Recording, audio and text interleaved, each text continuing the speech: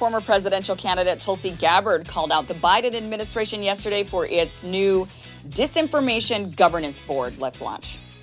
It's all the Democrats out there who say over and over again about how you stand strong against dictatorships. I'm wondering where are your voices now condemning this creation of a ministry of truth in our own Department of Homeland Security? Even worse, the Republicans who are out there saying, hey, we need this propaganda board as long as it's not headed by somebody who's biased, as long as it's not Jankowicz. All of you need to read the Bill of Rights again and be reminded about what our freedom of speech really means and how important it is to us all. Backlash toward the White House's newly appointed, quote, disinformation czar, Nina Jankowicz, continues to grow as critics uncover her past endorsement of Russiagate conspiracy theories, including those of the now debunked Steele dossier. Friend of the show, Glenn Greenwald, tweeted, quote, what an effing joke that this person is now running a so-called anti-disinformation board inside the Department of Homeland Security. I love how Glenn, holds back so much. It's not just her. The ones who created this and are supporting of it are also aggressive disinformation agents. I talked about this on my radar, and I just thought it was kind of hilarious for Mayorkas, comes out and says, oh, no, don't be worried about it. Sorry if we miscommunicated and made it seem like threatening. We screwed that up.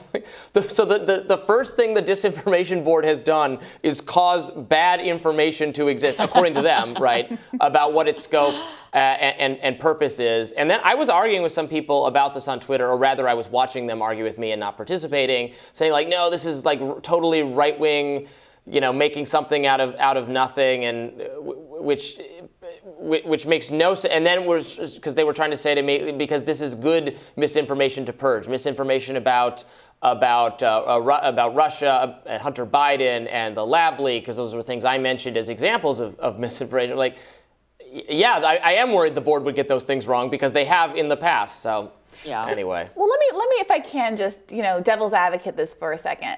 Please do. Even if we kind of all agree that Jankowicz ain't it, she does not have the credibility here to be in this position. She's gotten so many of these things wrong in the very recent past.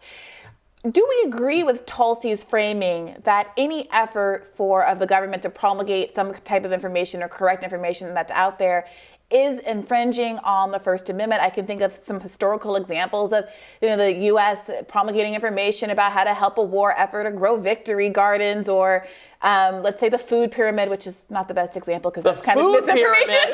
The food pyramid is a classic example of misinformation.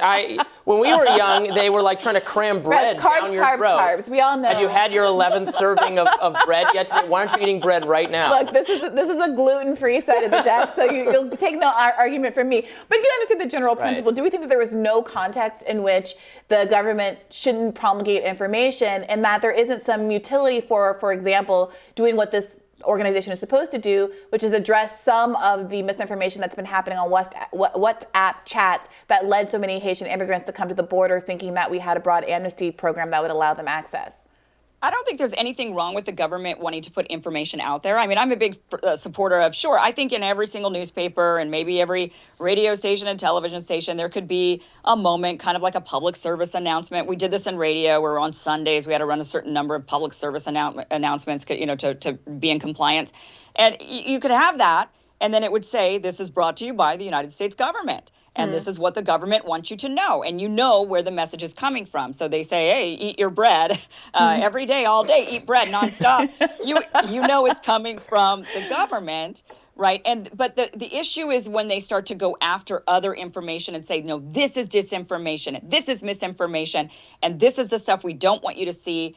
This is bad. This is bad. That is where I think in their public messaging, they can say, we disagree with some of the other things that are being said out there. We disagree that carbs are bad for you. And in fact, we think that they're necessary for building muscles, whatever they want to say. I think that's totally fine for them to counter in an argument what they want people to hear and to even promote the messages that they want, like stop smoking or, reduce your risk of diabetes, whatever, get your vaccine, whatever they want to say. I think it's totally fine for them to be able to say it, as they should. They're the government, right? But it's when they're crossing this line and saying, now we're going to go around labeling, and even trying to halt information from you hearing other information out there, because you might end up agreeing with it, and that's dangerous. And that is ultimately what this whole Ministry of Truth, which I found out is not part of Harry Potter. Yeah, so I have to correct some misinformation here.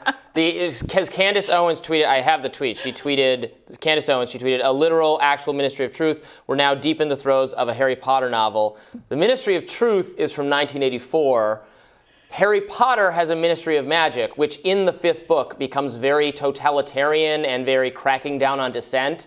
And the High Inquisitor of Hogwarts, Dolores Umbridge, who's a Ministry of Magic official, acts in a way we are concerned this Nina Yankovic person will act. So I understand how that came about, but this is basically like saying the Death Star is in Star Trek or something. We're getting things slightly. This is why it's important to have such a chronological diversity on the panel, so we have the youths like Robby setting us straight on Harry Potter. But today's actual youths, I think, have contempt for I think my understanding is Gen Z has contempt for how much millennials love Harry Potter and like in everything to Harry Potter or something. This is my understanding. Harry Potter's awesome. I know, right? Yeah. I was a little too old for Harry Potter, but I was actually a camp counselor for kids, probably kids your age.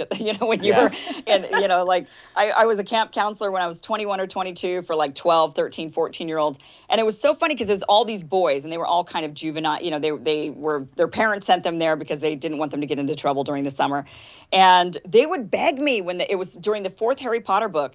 They would beg me, these preteens and teenage boys, begging me to take them to the library and to the bookstore to get the latest Harry Potter book. And I was like, what in the world is this?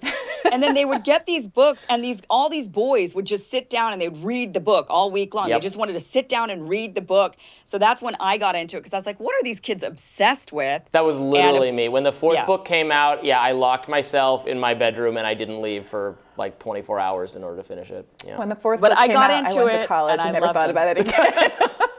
Oh, they were so good, though, and I love them. Gen Z is absolutely rolling their eyes, and I'm rolling my eyes right back because they're great books.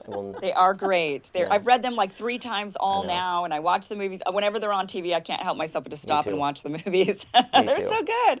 Well, anyway, we is not in it. This is clear. So I understand the parallel, the Dolores Umbridge type person.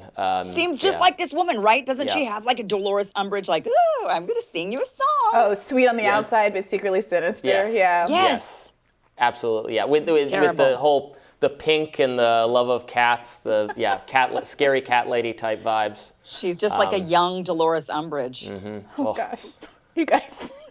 Okay. It's a generational thing, but you don't. Yeah, I'm older than both of you, though, so it's not that generational. It skipped me. That's all. Maybe it's just a Briahna thing, but I'm glad we cleared that misinformation. Who hurt you?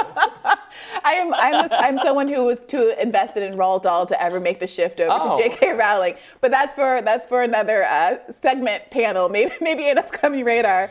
Speaking of radars, I look forward to hearing your radar next, Kim.